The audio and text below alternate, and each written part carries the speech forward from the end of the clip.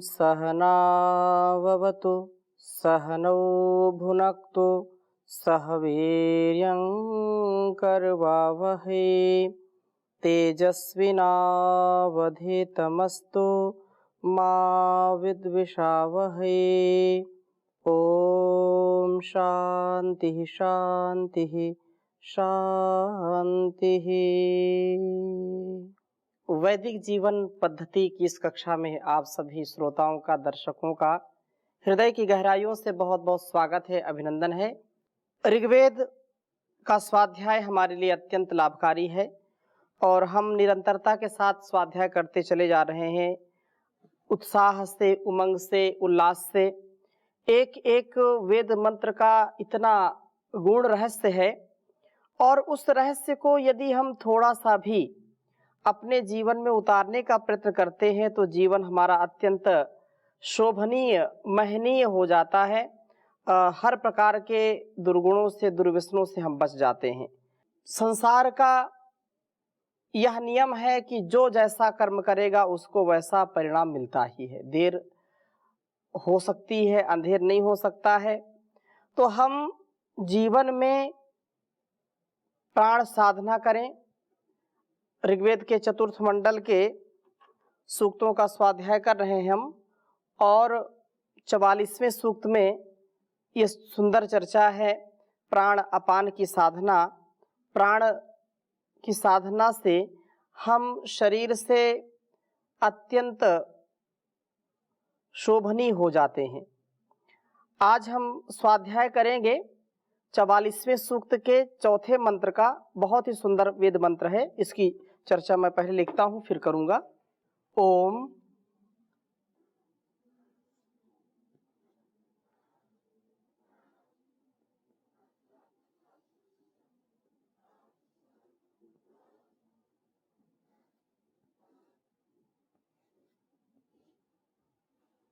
हिरण्येन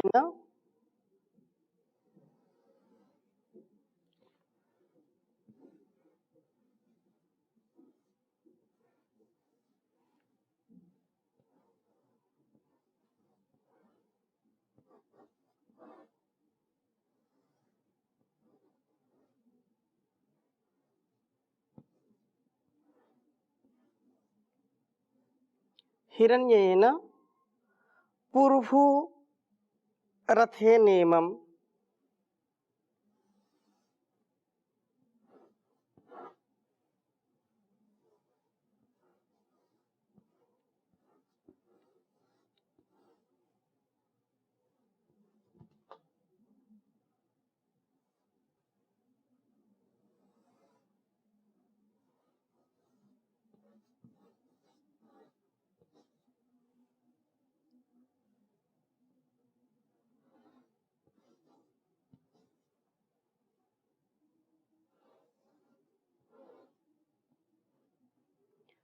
रथे नेमम यज्ञम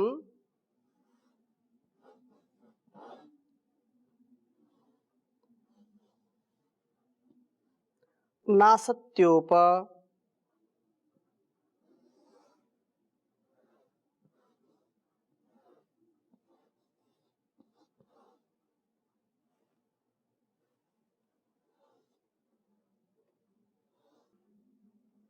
नासत्योप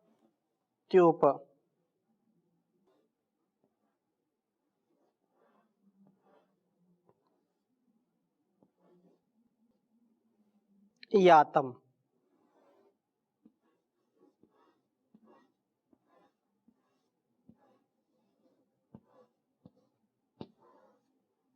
पिबाथ इन मधुनः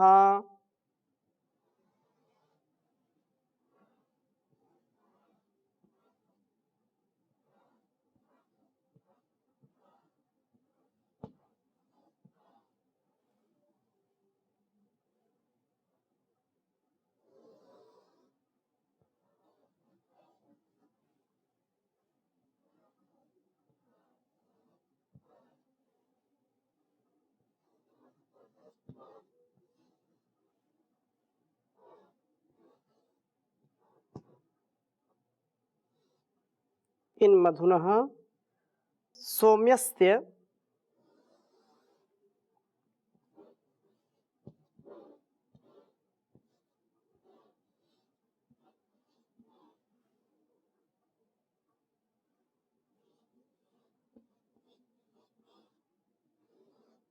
सौम्यस्य दधथो दधथो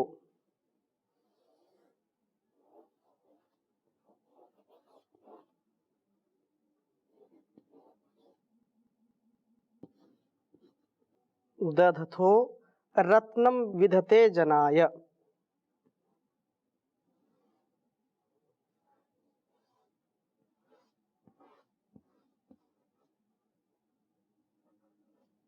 रत्नं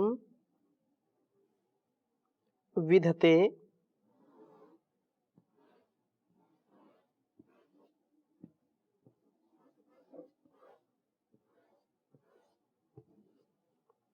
जनाय।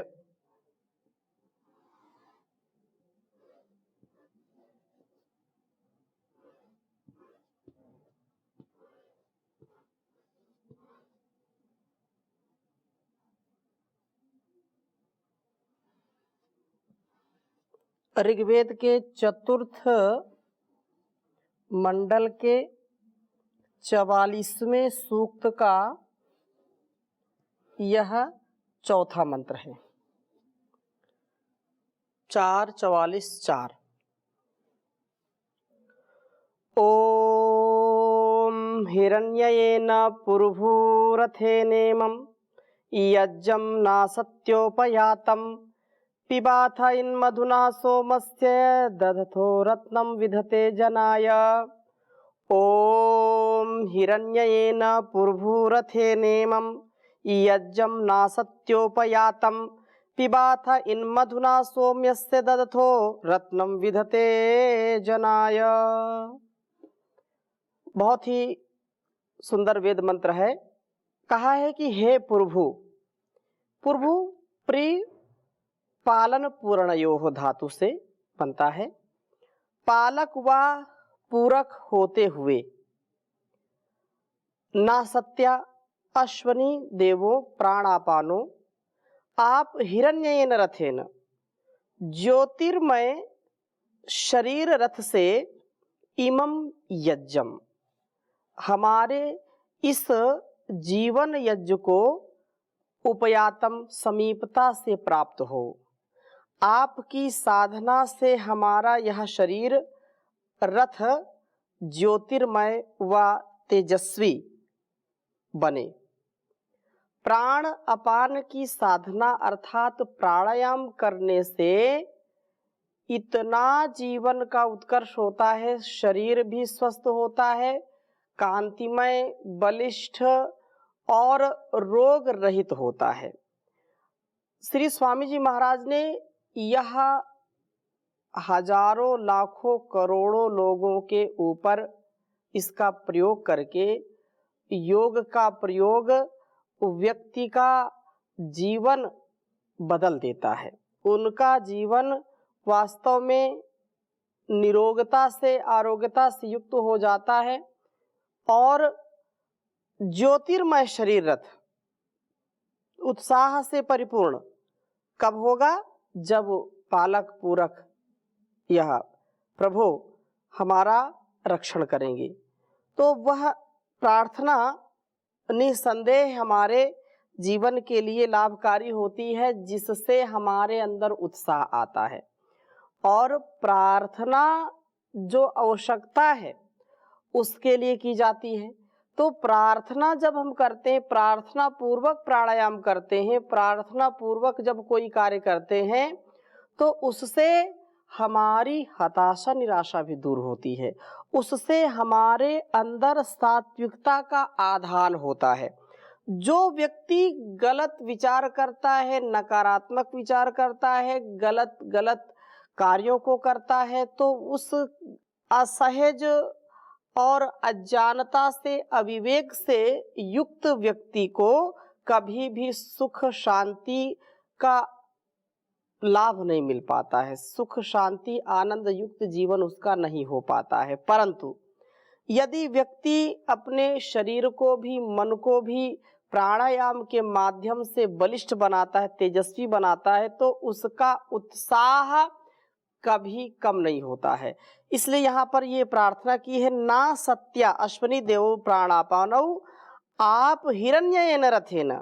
ये ज्योतिर्मय, ये कांतिमय शरीर हो, दुर्बल, कमजोर, कांतिहीन शरीर कभी भी हमारे लक्ष्य को पूरा करने वाला नहीं होगा।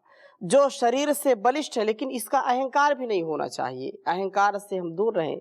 शरीर बिल्कुल सोने जैसा चमकना चाहिए। चमकने का तात्पर्य क्या है कि जब प्राणापान की साधना करेंगे, प्राणायाम करेंगे, तो इंद्रियों पर हमारा पूरा आधिपत्य हो जाता है, हम जितेंद्रिय हो जाते हैं। और जो कुछ भी हम खाते हैं, रस, रक्त, मांस, मेद, मज्जा, अस्थि, शुक्र, वीर्य, तेज, ओज से परिपूर्ण हो जाते हैं। इसका भोजन का ठीक ठीक परिपाक हो पाता है और वह शरीर को कांतिमय बनाता है। ऊर्ध्व रेता ऊर्ध्व चेता बन जाते हैं हम। युवाओं को, युवतियों को इसका अभ्यास अवश्य करना चाहिए।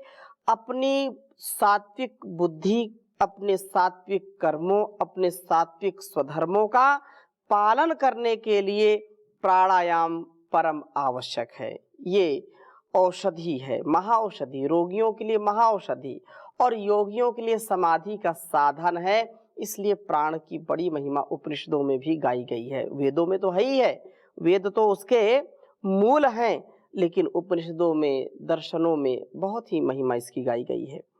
तो यह शरीर रथ हमारा ज्योतिर्मय बने। आप समीपता से हमको प्राप्त होइए, आपकी साधना से हमारा यह शरीर रथ ज्योतिर्मय व तेजस्वी बने। इसके द्वारा हम जीवन यज्ञ को सुंदरता से पूर्ण करने वाले हों। ये सारा संसार यज्ञमय है और यज्ञीय जीवन हमको जीना चाहिए। हम यज्ञ के मूल में क्या? यज्ञ के मूल में त्याग की भावना। जिसके जीवन में त्याग की भावना है और उसको वह अच्छी प्रकार से समझ करके अपने जीवन को आगे बढ़ाता है, तो वो सफलता पाता है। हम बिना त्यागे तो कुछ कर ही नहीं सकते हैं। हमको आगे बढ़ना है तो हम एक एक कदम आगे बढ़ाते हैं, एक एक कदम पीछे से उठाते जाते हैं। एक कदम पीछे को उठाया तो ही एक कदम हमारा आगे बढ़ता है। इसलिए बिना त्याग किए हम अपने जीवन को और इस जगत को कभी भी दिव्यता से, कभी भी सफलता से युक्त नहीं कर सकते हैं। अपने परिवार को नहीं चला सकते हैं। त्याग सबसे बड़ा साधन है। इसलिए ईशावास्यमिदं सर्वं यत् किंच जगत्याम जगत तेन त्यक्तेन भुंजीथा मा गृधा कस्मिद् धनम। त्याग पूर्वक जीवन जीने की बात कही। हम श्वास केवल भरते जाएं, बात नहीं बनेगी। श्वासों को भरना भी है और छोड़ना भी, त्यागना भी है। हम जो कुछ खाते हैं उसका सार ग्रहण करते हैं और जो हमारे शरीर के लिए अनावश्यक है उसको मलमूत्र के माध्यम से उसको बाहर कर देते, शरीर से निकाल देते। त्याग ही तो है। अच्छी अच्छी विचार, अच्छी अच्छी जो बातें, अच्छी अच्छी बातों का, अच्छी अच्छी विचारों का हम संग्रह करें और जो हमारे बुरे विचार हैं उनको छोड़ दें, उनको त्याग दें। हम कोई अपमान कर दे हमारा, हमको कोई कुछ बोल दे या विकट संकट आते हैं, गलतियां हो जाती हैं, हमसे कभी पाप हो जाते हैं, तो उन बातों को हम फिर क्या करते हैं? भूल जाते हैं, उनको छोड़ देते, उनको पकड़ करके नहीं बैठते। और जो पकड़ करके बैठ गया छोटी सी बात को, संकीर्ण विचारधारा को, फिर वह व्यक्ति स्वयं भी दुखी होता रहता है और दूसरों को भी दुखी करता है। इसलिए आहार के स्तर पर, विचार के स्तर पर, व्यवहार के स्तर पर संसार का जो कुछ भी हम देखते हैं वह त्याग के ऊपर आधारित है। इसलिए इस शरीर को हम तेजस्वी बनाएं, सुंदरता से परिपूर्ण करने वाले हम हों।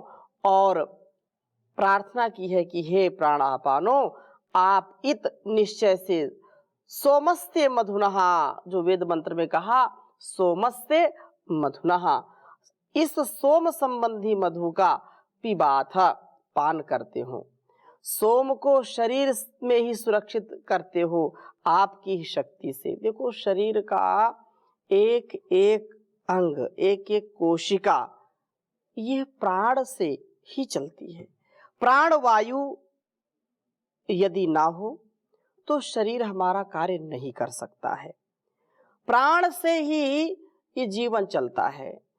किसी व्यक्ति को ऐसे आप सुनते हैं, देखते हैं या पढ़ते हैं, कोई बिना भोजन किए, भोजन यद्यपि मनुष्य की आवश्यकता है, मूलभूत आवश्यकता है, बिना अन्न के कोई जीवित नहीं रह सकता। भोजन चाहे एंट से लेकर के एलिफेंट तक, कुछ ना कुछ उनका जो आहार सुनिश्चित है, आहार परम आवश्यक है।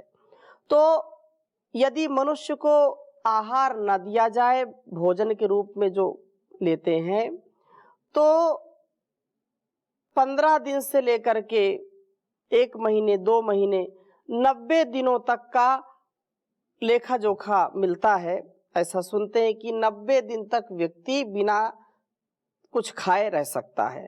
बिना कुछ खाए रह सकता अर्थात पानी तो या कुछ ऐसा लिक्विड पी सकता है, तो पानी के ऊपर रह करके तो 90 दिन तक रह सकता है व्यक्ति। इसके बाद अपवाद में भी हो सकते हैं, आगे भी हो जाए, अपवाद की गणना नहीं की जा सकती। भोजन 90 दिन तक ना करे। जल सेवन, कुछ लोग जल पर भी कि जो है निर्जला व्रत रख दिया, या पानी नहीं मिला किसी संकट के कारण, तो उसमें भी आप देखेंगे तो कई दिन तक जल के बिना भी 1 सप्ताह, 10 दिन, 9 दिन तक, कोई 3 दिन तक रह सकते हैं, क्योंकि जली हमारा शरीर अधिक होता है, 70% जल होता है। तो कहने का आशय यह है कि बिना अन्न के हम दीर्घ काल तक रह सकते हैं, बिना जल के कुछ काल तक तो जीवित रह ही सकते हैं, 1 दिन, 2 दिन, 3 दिन, 4 दिन, जो भी। लेकिन बिना प्राण के, बिना श्वासों के लिए और छोड़े, प्राण अपान की साधना किए बिना वो व्यक्ति 2, 3, 5 मिनट भी नहीं रह सकता है। किसी का अभ्यास है तो 2 मिनट, 3 मिनट, योगी ही तो 5 मिनट। अब इससे आगे की योगी तो वो तो अपवाद में उनकी गणना आएगी। परंतु यह निसंदेह, निर्विवाद यह सत्य है कि सारे संसार में प्राण का अत्यंत महत्व है।